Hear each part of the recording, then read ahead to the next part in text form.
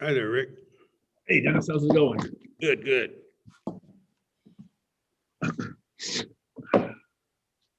You check out that movie, The Grizzlies? That was good. I watched that. Yeah. It was good, wasn't it? Yeah. My wife watched it. I think the night you told me about it. Always looking for something to watch, when you're stuck at home. Yeah, I know we are. Gunsmoke. Okay, we're I live believe we're streaming, guys. Yep. Okay. and ready. Let me turn off the screen share. We're ready to go. Call the meeting to order. Mr. Raleigh, will you do the attendance, please? Yeah. Roll call. Maria. Present. Rick's here. Wilson, Here. Dennis Bender. Here. Adeline Blassingame.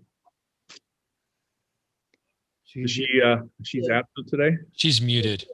Oh, You're muted. I'm muted. Do the Pledge of Allegiance. Okay, can you hear me now? Yes. Ms. Okay. Blassingame, will you lead us in the Pledge of Allegiance?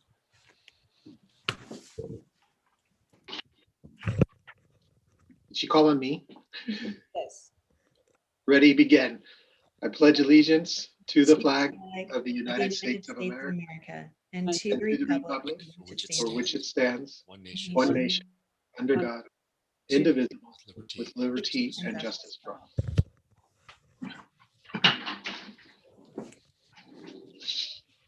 Kylie, do we have any public comments? We do not have any public comments pertaining to closed session. Thank you. It's time to go, we need to go into closed session to discuss the following. Mr. Raleigh, will you read what those are?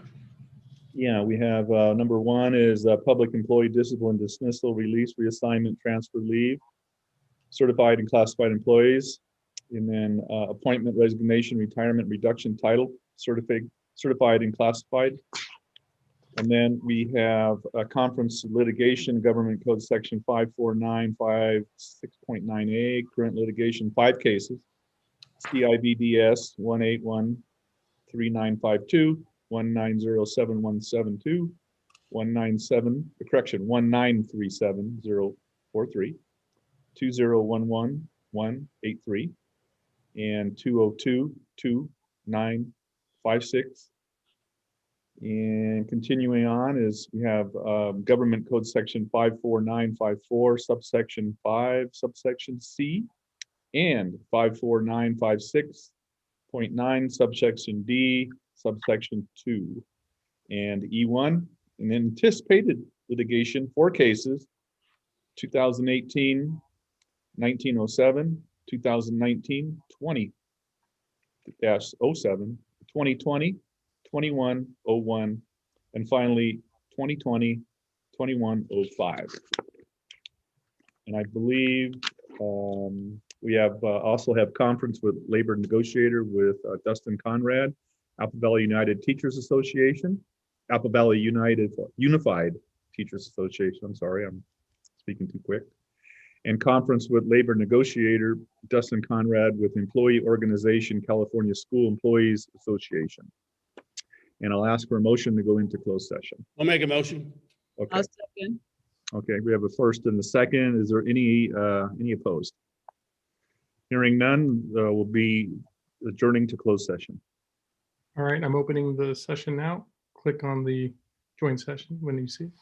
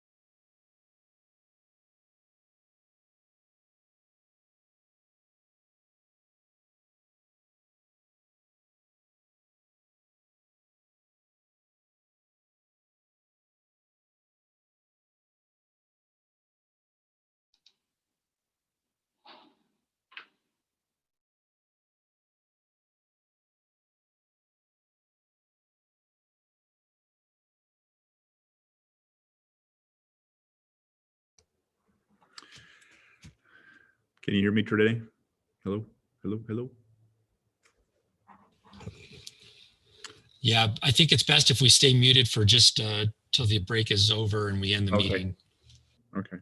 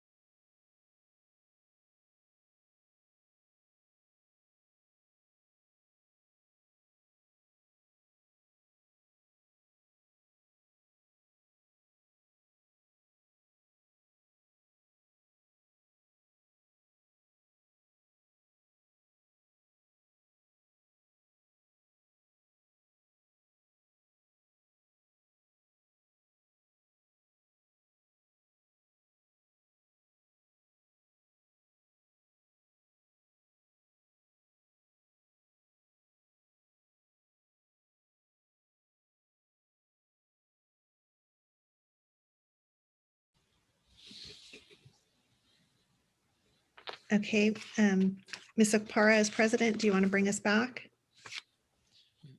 We may need to wait just a moment to let, Mr. Buchanan, is the stream ready?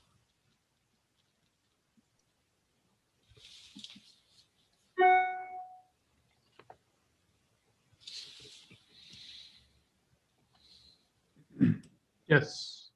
Okay.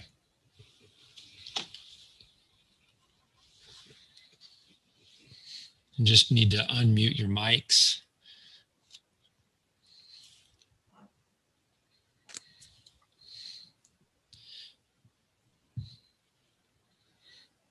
Call the meeting to order.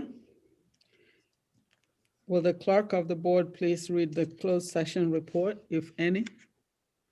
Yes, Madam President, there was no action taken during closed session.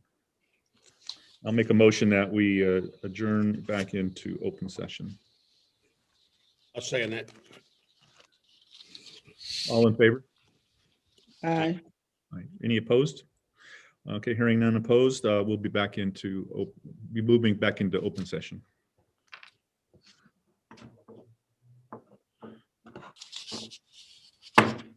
Call the meeting to order. The board may approve the agenda as is or add or pull items from the consent agenda for discussion and or action. We need to adopt the agenda as is or pull items. I need a motion to adopt the agenda as is. I Make move a the motion to adopt the approve. agenda as is. I'll second that. Thank you. Get a first by Bender. All in favor? Aye. Aye. Any opposed? Public comments. If board members would unmute their mics so that when the vote is called, they can hear whether you agree or dissent. Do I need to go Mr. back? Mr. So needs to unmute, as does Mrs. Blossingame. There we go. Okay, I Oh, need to. not yet, sorry. We're getting this down. Do I need to go back? I think we probably do. I don't have the ability to unmute anybody. Let's see, I think. Do it again.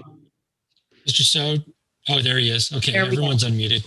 Okay, if you'll take that vote again, please, that would be appropriate.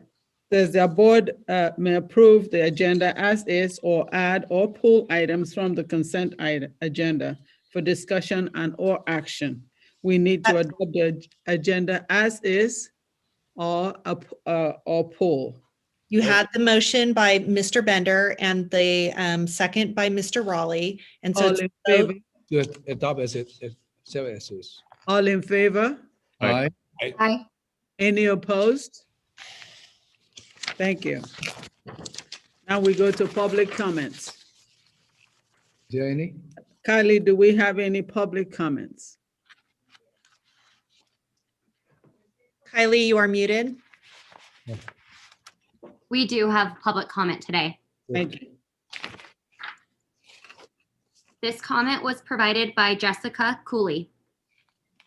Good evening, members of the board and district representatives. I am reaching out via email to speak with you because the board has suspended in-person meetings. The reason why is what I would like to address with you. I just got off the phone with AVUSD's president, Dr. Christy Croft. I have to admit, I could only hear or understand about half of what she said in between gasping for breath. You see, Christy was infected with COVID-19 over winter break, spending Christmas in the hospital while fighting for her life. She reached out to me to help her write a message to the board, but I declined, deciding instead to write a message from myself about listening to her worry about members of AVUSD. As long as the board meets virtually, it is completely insulting if a return to in-person school is being considered. Excuse me, this sounds harsh, and I am not prone to indulging in conflict-causing statements, but this is the truth. When AVUSD chose to close schools and the various cohorts, one of the rumors I heard was the opened elementary schools could no longer staff their in-person classes because too many teachers were out. Let me assure you, no member of AVUSD thinks distance learning is a better option for our students. Every one of us would rather be in person interacting with students, helping them learn and grow as social beings. There has been a lot of discussion about students' mental health, but how do you think their mental health would be knowing they might have carried COVID-19 to their families from school or to school from their homes and putting the adults in their lives at risk? Every generation has something that they have had to overcome as children, as a group. Mine was being a latchkey kid. Yours might have been Cold War drills, or those of a younger generation, active shooter drills, and indeed, active shooter situations. All of these things cause undue stress for those children who lived this. Children are resilient, and this will mark this generation, but they will survive it. As I spoke with Christy, she stressed that she would not wish COVID-19 on her worst enemy. She described a health system that is overwhelmed, In the 36 hours she was admitted to St. Mary's, she did not see a doctor. She could not get them to administer her regular medicine. She had to monitor and administer her own oxygen. In between tears and gasps, she explained that there were no support members to help nurses manage the ward where she was. Patients in folding chairs in hallways, patients unable to get a drink of water or receiving food. When the hospitals are unable to care for their community, we as public servants owe our community to help contain this outside threat, even if it is just a virus. This virus is anything but just. Please protect the members of our community by keeping our schools closed until this pandemic is under control. Thank you, Jessica Cooley. Thank you. Do you have another one? We do not have any more. Thank you. Superintendent's comment. The first comment I would like to do is make sure that anybody watching knows that this is School Board Recognition Month.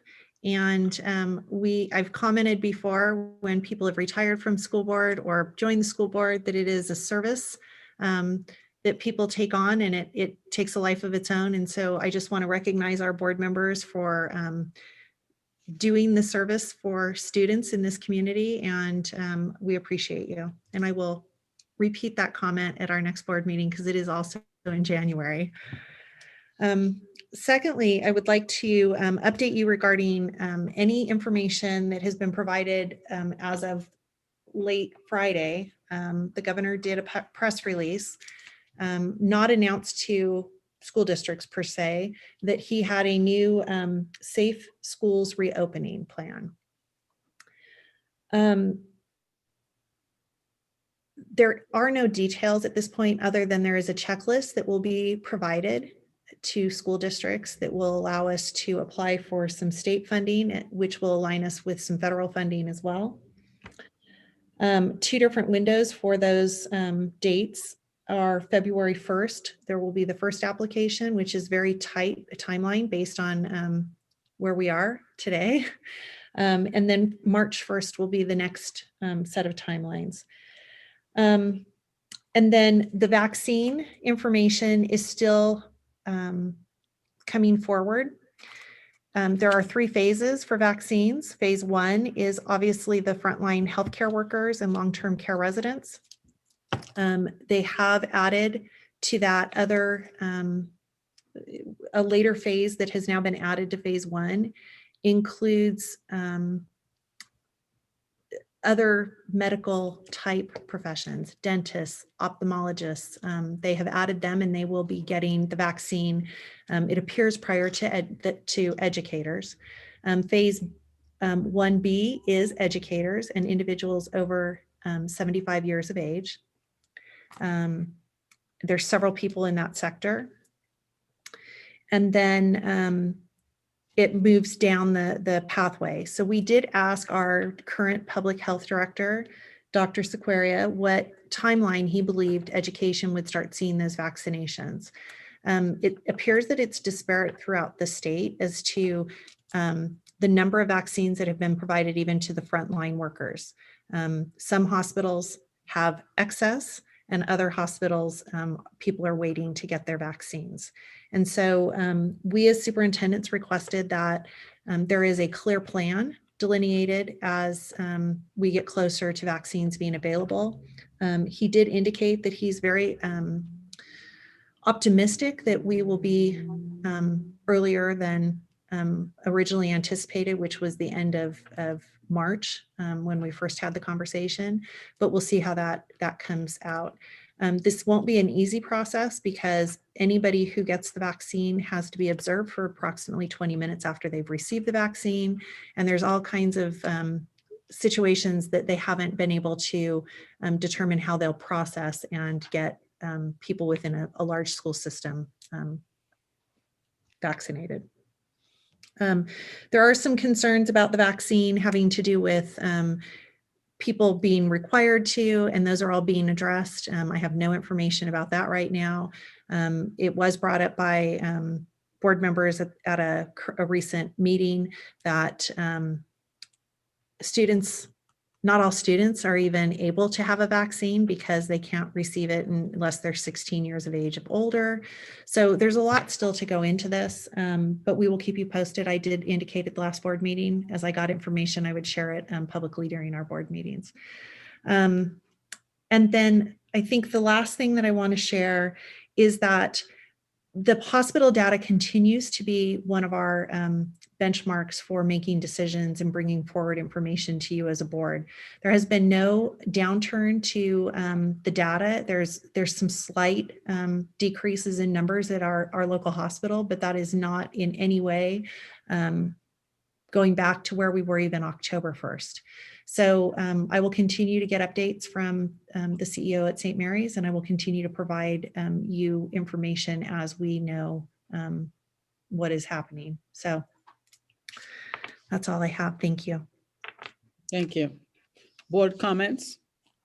Miss Blassingham, please. I just welcome back to everybody in this new year. Hopefully it will be more healthy for everyone. Other than that, looking forward to working with you all and getting more people involved in the district. Thank you. Thank you. Mrs. So. Well, I just want to point out that a couple of us attended the joint meeting of High Desert School Board Association members. At that meeting, Ted Alejandre, as county superintendent, was there and was giving a talk too. I did mention to him that we need to have a coordinate approach in terms of vaccination. Yeah, whatever success we feel we achieve in Apple Valley, we're willing to share with other districts, for the county superintendent schools. So we got to have a thorough plan to carry out this vaccination. Yeah. Yeah, you heard that Renee mentioned that some parents are concerned about a 16-year-old, under you're 16-year-old, you cannot get it. And then I also mentioned that some parents, just like the smallpox vaccine, some parents object to it, so we need to convince them that's necessary. So, but hopefully we have a thorough thought out plan by the state. The delivery of the vaccine definitely the state had done a very poor job. Okay, I can tell you that. So that's my comment. Thank you. Mr. Bender. These are tough times. Personally, I think we'll get through it. I hope we have a plan to vaccinate, something that's coordinated. It just doesn't turn into a fire drill. That's all I have to say. Thank you. Mr. Raleigh. Just briefly, I was unfortunate to hear that Christy Croft got so ill with this, and just wishing her a speedy recovery. It's my understanding she has gotten somewhat better, but I do know that this people that do get this, it takes a long time to fully recover. So just wishing her a speedy recovery. And I think all the board can agree with that. Thank you. My comment today is to welcome everybody back to 2021. 2021, we are hoping will be a better year than 2020. And looking forward to having a wonderful school year, the rest of what's left of school year, and wishing our families well. I know that many of them are struggling and suffering financially, food, the scarcity, and actually being at home and not be able to go to work, or small businesses not being able to open. I'm hoping that this will ease up so that people can return to work. It's very important that we pay attention to the health and welfare of people in our community, especially our teachers. And Ms. Cooley, we heard you. Just so you know, we heard you. And we send all of our best wishes to Ms. Croft and any of our members in our teaching staff, classified staff, anybody who has had anything to do with our district. We are wishing you the very best, what's left of this COVID, so that COVID will not find your addresses. I thank you so much for hanging in there with us. and we'll do a good job or do better than what we've done in the past. Thank you for your time. Do we have any closing items that we will need to bring forward for the next board meeting?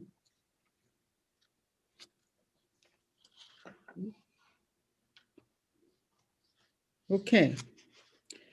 There being no further business to come before the Board of Trustees, it is recommended that the board be adjourned. I need a motion. So moved. Second, I'll second it. all in favor? Aye. You opposed? Thank you.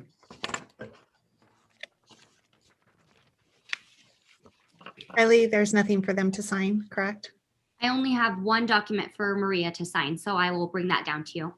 Okay, thank you very much. Thank you, everyone. Well, Yeah.